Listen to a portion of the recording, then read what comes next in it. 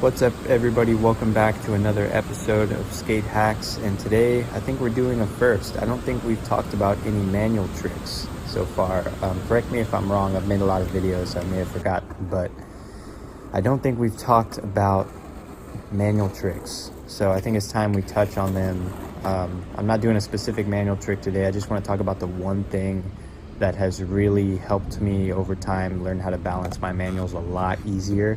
And this isn't just manuals. This is for, nose manuals, switch manuals, fakie manuals, whatever.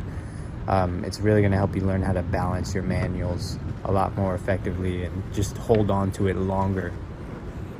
So I think we're all pretty used to, seeing how long we can manual, whether it was something we did growing up or still do nowadays. It's pretty fun to see how long you can manual, even though it's not really considered a trick to just, lifting up your wheels and seeing how long you can go. It's still fun, and it's just something that comes with more and more practice. But I think there's one important tip that a lot of us don't really think about. And I think a lot of people who are really good at manuals tend to do this as well. And I think it's time it's mentioned because I think it's very important to learning how to manual. So think about if you've ever played the Tony Hawk Pro Skater games and you're doing manual tricks, and the way that you balance a manual on that game is by balancing the meter. Now the meter pops up and it's just, of course, a manual meter, and you're supposed to balance it by pressing the up and down buttons, and it gets harder over time to do it. But that's not how a manual actually is.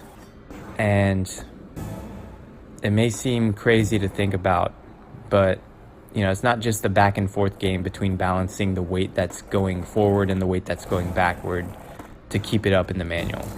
There is a little bit of side-to-side action as well. And what I mean by that is the wheel that's on your heel side and the wheel that's on your toe side. There is some leaning back and forth that happens on that.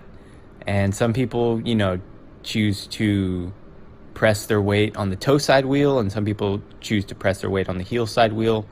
I like leaning back on the heel, and I feel like just this simple little maneuver is what helps you learn how to manual longer. And let me explain why. Of course, when you're doing a manual, the objective is to just have your front or your back two wheels up as long as possible, or during the, when you hop onto the pad from the start to the finish, you're just supposed to only have two wheels on it. So once having those two wheels up, you're just supposed to keep that balance the whole time. And of course, that's, you're keeping the balance between the front and the back. And of course, that's just something that's going to happen with, time and practice. But what makes it easier is, if you get into the manual and you haven't, decided to, lean on your toe or your heel, then you're going to be kind of going back and forth, especially if you have loose wheels. It's easy to get caught up with, going back and forth between your toe and your heel, and that's already on top of trying to balance yourself from the front to the back. So just to get rid of that, to kind of take that off of your mental plate, you just decide to either rest on your heel or your toe, because it's not like if you rest on either one of those that you're going to stop manualing or mess it up or whatever. You're really just supposed to focus on the forwards and backwards balance. So once you've decided to sort of rest on either one of those wheels, it makes it easier to just focus on what you really need to do, which is, between the front and the back end, managing the weight between your front and your back. And so it just sort of clears your plate and just allows you to just focus on that one thing. So it seems super simple, and some people would say, duh, that's obvious, but a lot of people haven't thought about that. And when people are learning to manual, that's something that I don't, when they're first starting and they're having trouble with it, that's one thing I don't see them doing, is choosing to rest on the heel or the toe. And that helps a lot. The rest of it, I feel is pretty straightforward. It's just balancing your weight. When I'm doing a regular manual, I tend to have my back foot closer to the bolts than the tip of the tail. I feel like it just makes sense because I want to balance the weight well, but I don't want to, press on the tip end too much and scrape it. And same thing for the nose manual. I like to have it closer to the bolts than the tip of the nose.